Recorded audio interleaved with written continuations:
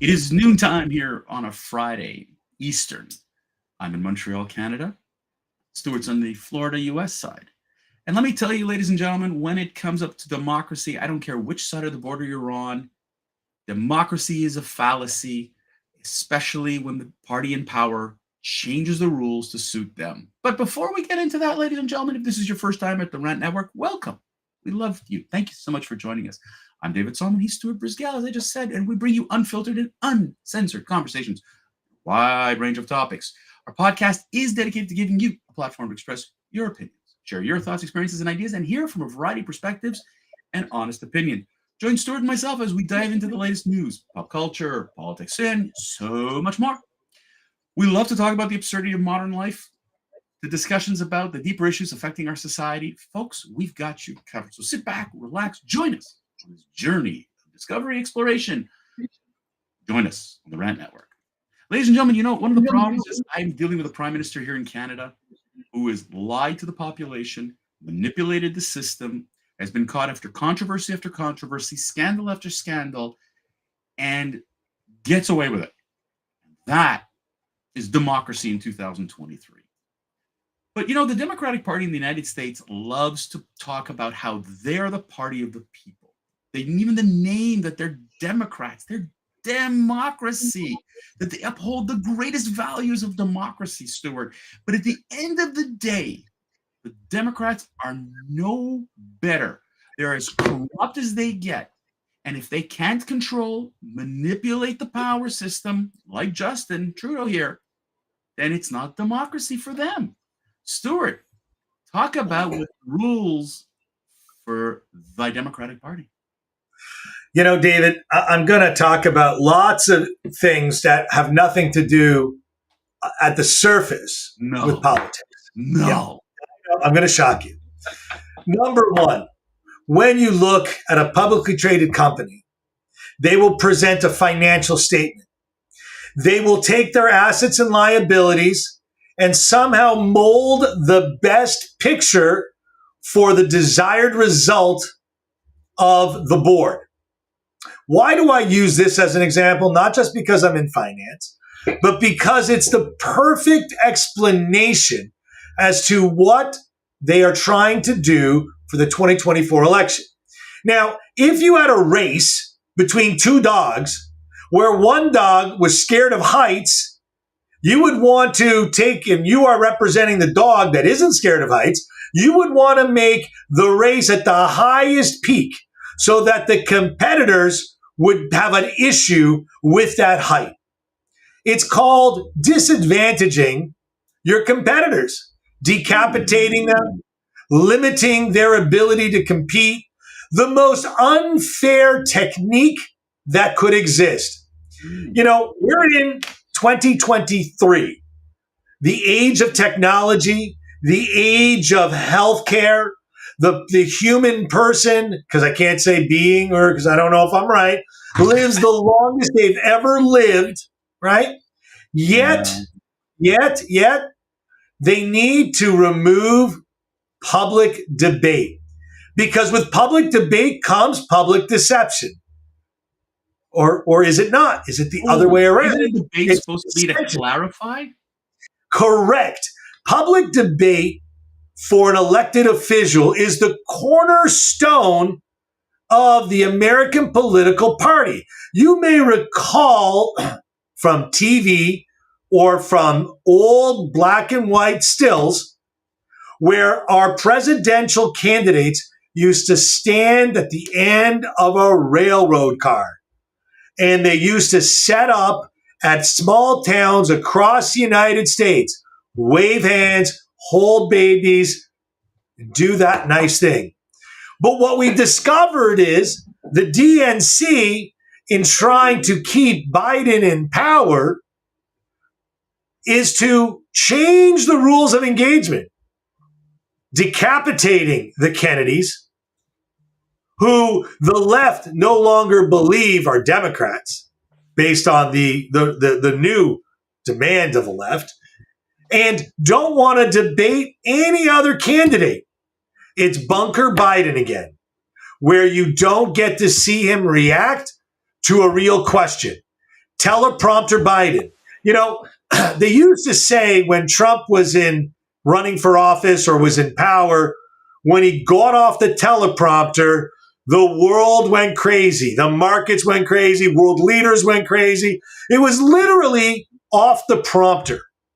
They are trying to keep him with cue cards that you can't see, earpieces that you can't see or hear, and teleprompters that dictate his responses by his handlers.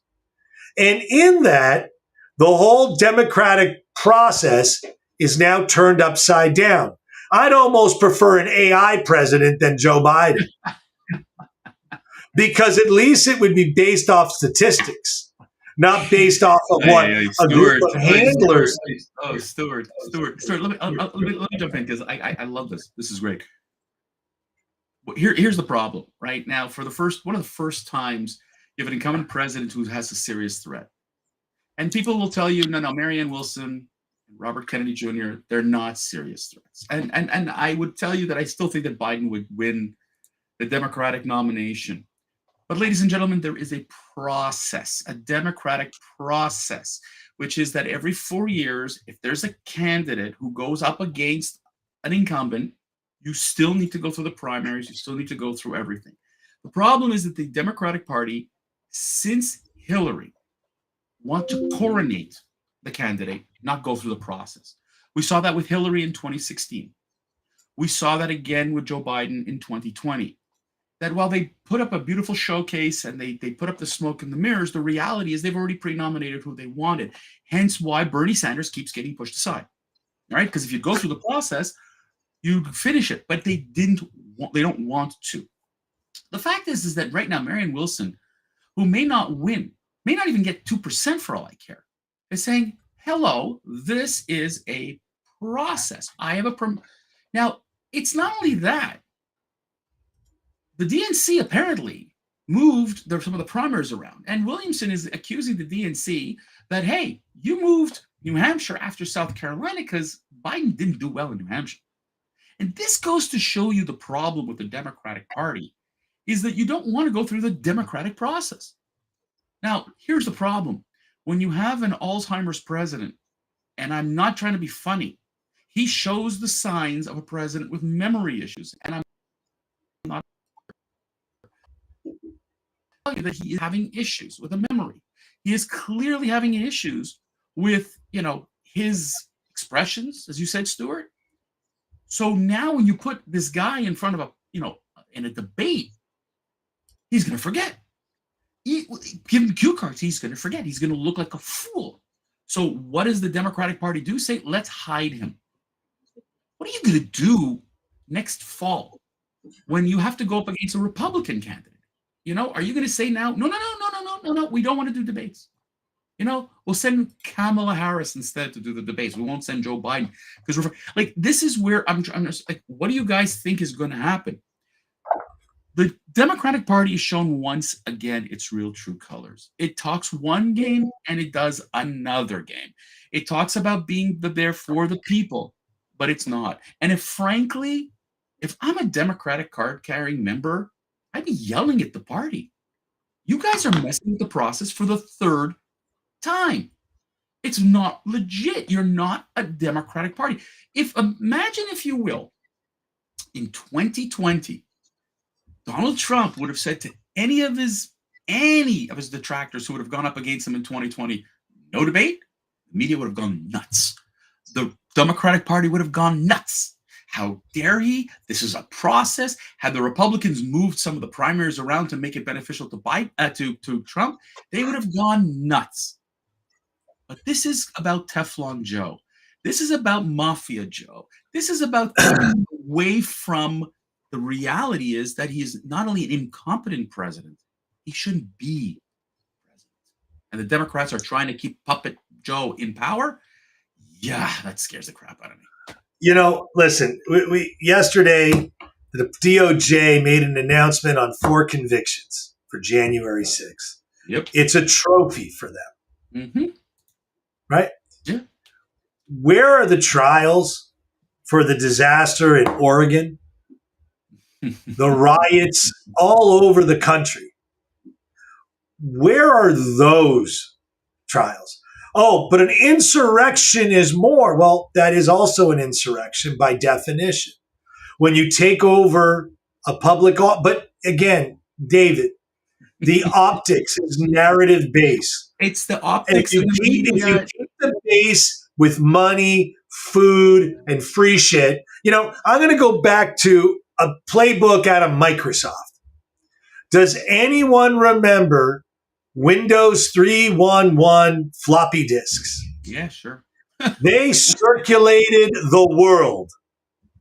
I don't know if it was so willing of Microsoft to give their stuff away, but because they did, Windows became the dominant operating system globally, kind of like a Trojan horse. So it's either Bill Gates' genius move or biggest accident. Doesn't matter. They're trying to control the narrative. And the narrative is Joe Biden's a guy you're going to vote for, and there's no other candidate. And Hyena is going to go along for the ride because he doesn't want someone competent next to him because he's just going to look bad. Right? I mean, they talk about it. I actually heard this on Bloomberg. I mean, everyone knows the only reason why she's around is because she is totally irrelevant. Well, no, And she they brings a can't certain have vote. anyone relevant. We know that Kamala is going to bring a certain vote to the table, and we know what she brings and all that kind of stuff. And this, look, Stuart, the Democratic Party is the smoke and mirror party. It's all it does. Okay, all it does is play with smoke and mirrors. And you know what?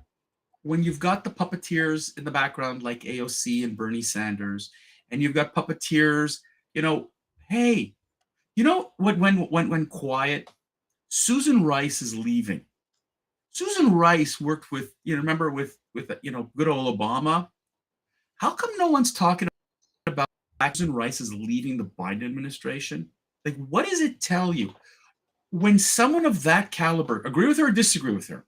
I don't agree with her, but she's apparently of a certain caliber, and they talked about how wonderful she is. If she's leaving, and she's not talking about the fact that, I want to spend more time with the family and all that BS. No, she's leaving the Biden administration. There's a problem in there. Okay? Anthony Blinken, there's a problem in there. There are plenty of problems in the Biden administration, and yet the media doesn't want to report it because it looks bad. The Hunter laptop, we know what happened with that. We know what's happened now, with the documents. We know with all these things. Russian, yeah. Right. We have one gaffe after another. And instead, the Democratic Party is trying to convince you that no, the Republicans are your biggest threat. They are the white supremacists, the anti-trans, the anti-democratic, the anti-this, scare the crap out of you to vote Democrat. But in reality, I don't think they're any better. David? Yeah, I think we should. You think we should call it a week, Stu? I mean, I think we should call it a week. I think Friday we should call it a week.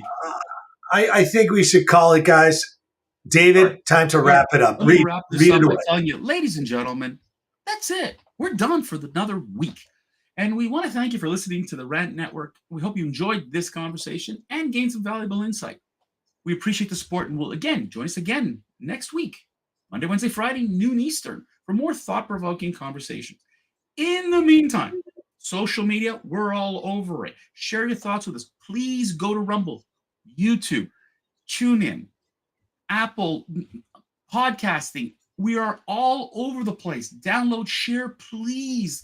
The more people get to hear our broadcasts, the better we are, but also the more we could spread the words that people just don't want us to express. So in the meantime, thanks for listening. And until next time, Stuart, let's keep on ranting.